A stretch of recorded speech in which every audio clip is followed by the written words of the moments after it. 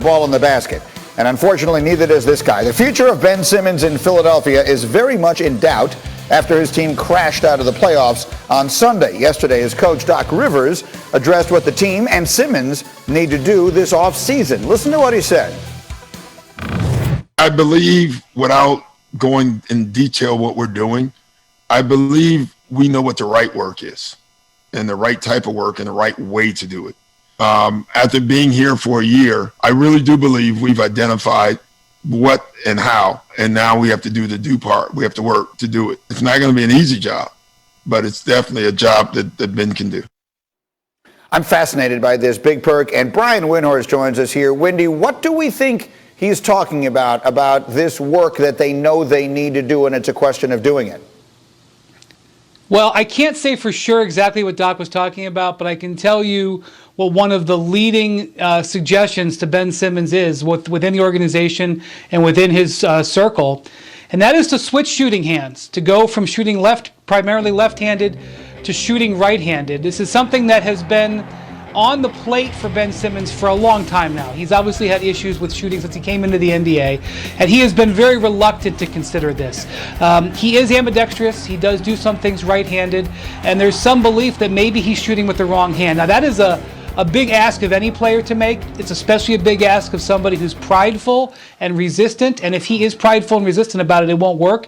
But I definitely think it's something that is going to be discussed and brought to him over this offseason.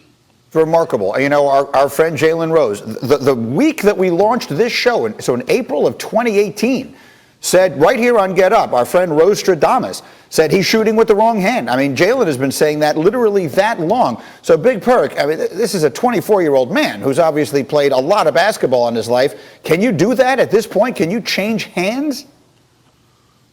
No, you can't do that. And look, at this point, he is who he is, and we're asking for too much out of him for shooting wise. He just might not be a shooter, and that's okay. Change his position.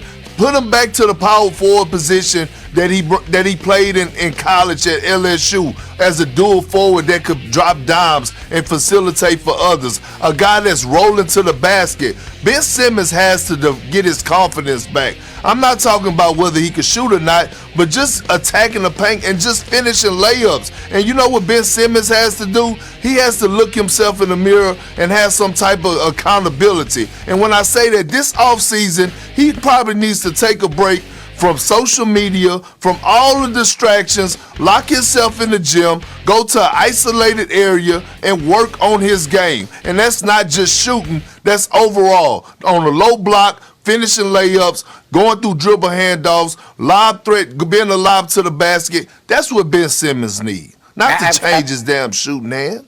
Absolutely. And Wendy, quickly, before I move on to other things, as an insider with us here, Magic Johnson said yesterday on the show they need to trade him. Big Perk suggested that he would be best off with a fresh start. What if the Sixers decided they wanted to explore trading him? How would that look? Well, they could probably trade him to anywhere of 10 places right now. There'd be a huge demand for him, but not at the value of an all-star under a 4-year guaranteed no-out contract. So that's really the challenge. And the wild card here, Greeny, Joel Embiid is due a contract extension this offseason, and if the Sixers ask his opinion on this, how he decides to answer that question could determine the next step with Ben Simmons. Okay, so we will see where that thing moves from here. In the meantime, yesterday I had Magic Johnson here on this set, and I asked him if Kevin Durant is now the best player on planet Earth. This is what Magic said. I think LeBron got one more year to be the man, and it's Kevin Durant's league right after that. You're not willing to say right now Kevin Durant is the best player in the world? I think Kevin Durant is the best scorer on this planet, in the world. I think that, yes, now they're running neck and neck. LeBron knows he's got to come back and have a great year, and his Lakers got to have a great year. But let's see what happens next season. How important is that? He's been the best player in the world a long time. How important do you think that is to him, and what do you think he's thinking as he's watching Kevin Durant this week? Greeny is very important to him. You know, we got egos. Don't we all? So, Big Perk, I'm just curious because you have been one of LeBron James' biggest supporters, defenders, and all of that on this show since we came on.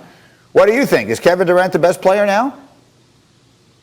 Greeny, look, I don't know what was going on yesterday. I don't know if it was because it was Monday coming off of Father's Day weekend, but all the old heads were tripping on national television yesterday.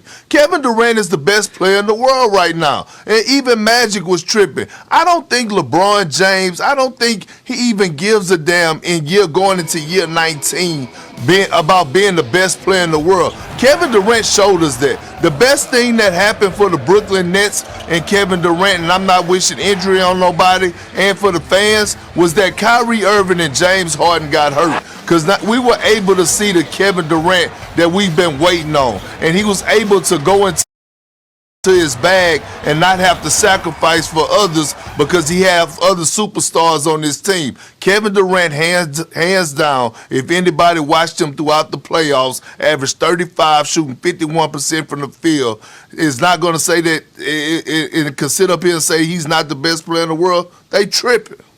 And he plays great defense. This has been going on for a decade. Go ahead, They've been playing each other for a decade. In the finals in 2011, Perk was there. It was Durant versus LeBron.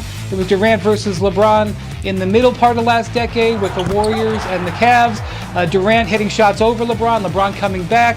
This is the continuation of what's been a decade-long rivalry. LeBron's great rival was not Kobe Bryant. It is Kevin Durant. It is a good rivalry. They're friendly. This is going to go back and forth, and I'm looking forward next year to having this conversation and seeing people change their mind again. But did it feel to you, super quick, Wendy, like what Perk is saying, that in a weird sort of way, in defeat, the legacy, or at least the perspective, the conventional wisdom on Kevin Durant was elevated by what happened in the last week and a half?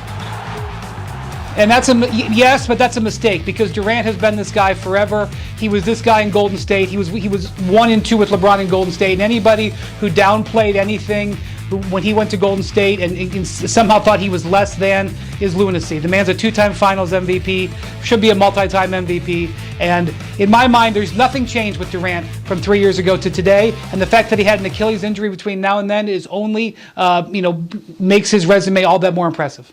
Love it. Great to see you, Wendy. Great to see you, Big Perk. Thanks, guys, for getting up, and we will see you tonight because we have a huge night of basketball coming your way. Booker is the next Kobe Bryant. Yep.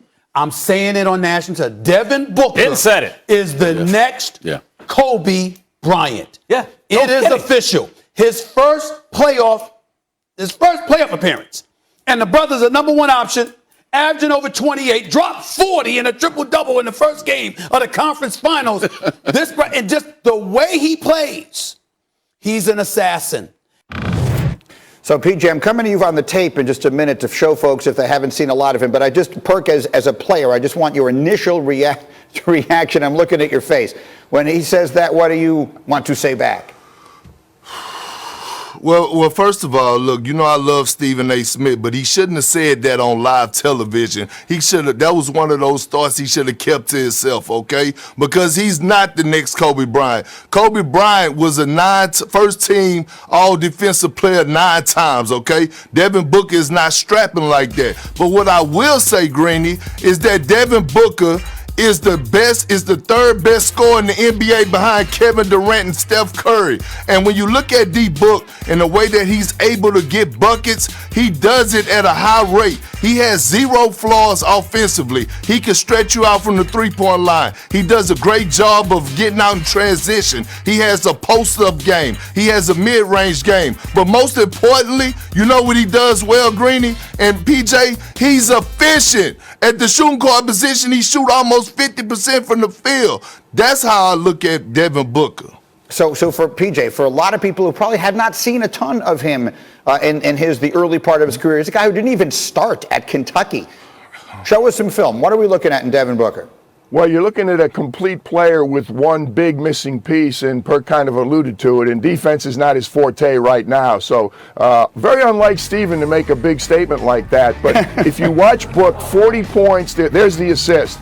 He penetrates. He makes great decisions right there. This deuce right here is part of 40. It ended a 16-0 run by Devin, 16 straight. He rebounds well. There he brings the ball up the floor, knocks down a 3. They cut it to 2 late in the game. On the out-of-bounds play, there's the biggest basket of the game. He finishes right now.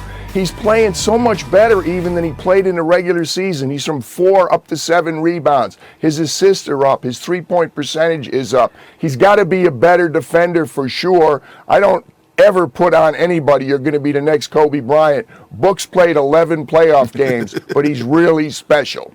Yeah, there was a relationship there. Kobe was a mentor to Devin Booker, as he was to a lot of young players in the league. A connection is one thing, a comparison is another. Either way, we'll leave it there. Guys, we'll come back with more a little bit later. Big Perk, I'm coming back to you, I promise, a little bit later in the show.